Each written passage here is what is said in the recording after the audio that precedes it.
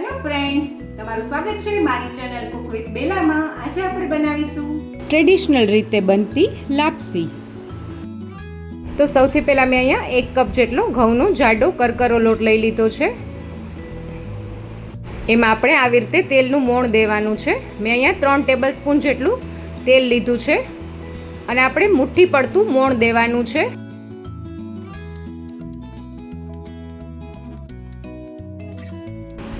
આપણે આમાં મુઠ્ઠી પડતું મોણ દેવાનું છે, એટલે કે લોટને આપણે બાઇન્ડ કરીએ તો મુઠિયા જેવું ટેક્સચર આવે એટલું મોણ દેવાનું છે. તો તમે જોઈ શકો છો હું આવી રીતે બાઇન્ડ કરું છું તો એકદમ સરસ મુઠિયાનું ટેક્સચર આવી ગયું છે. હવે આપણો આ લોટ પરફેક્ટ છે. તો હવે મેં અહીંયા પોણો કપ જેટલો ગોળ લઈ લીધો છે. જે કપથી મેં ઘઉંના લોટનું માપ લીધું છે એ જ કપથી, અને 1 કપ જેટલું મેં પાણી લઈ લીધું છે. અને હવે આપણે ગેસની ફ્લેમ મીડિયમ રાખીને ગોળને એકદમ સરસ રીતે મેલ્ટ થવા દઈશું.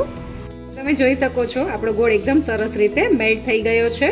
અને હવે આ સમયે આપણે ગેસની ફ્લેમ બંધ કરી દઈશું. ગોળના પાણીને એક જાડા તળિયાવાળા વાસણમાં ગાળી લેવાનું છે.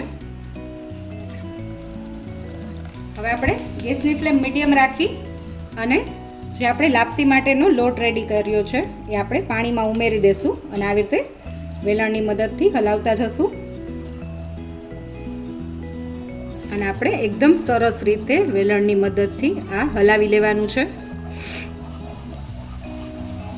આ લાપસીને વેલણ લાપસી પણ કહેવાય છે.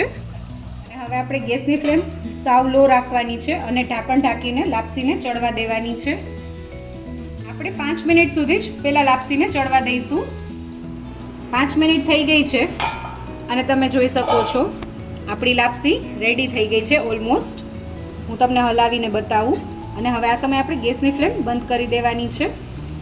તમે જોઈ શકો છો એકદમ સરસ આપણી લાપસી રેડી થઈ ગઈ છે. અત્યારે આપણી લાપસી 80% જેટલી કૂક થઈ ગઈ છે.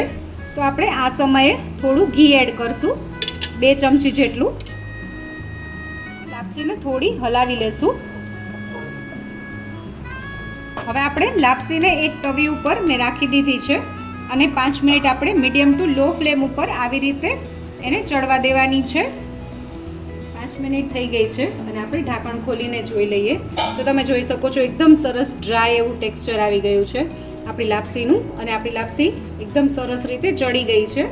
તો આ સમયે આપણે ગેસની ફ્લેમ બંધ કરી દઈશું અને હું તમને લાપસીને થોડી છૂટી કરીને બી બતાવું. તો તમે જોઈ શકો છો એકદમ સરસ ડ્રાય અને છૂટી છૂટી એવી આપણી લાપસી રેડી થઈ છે.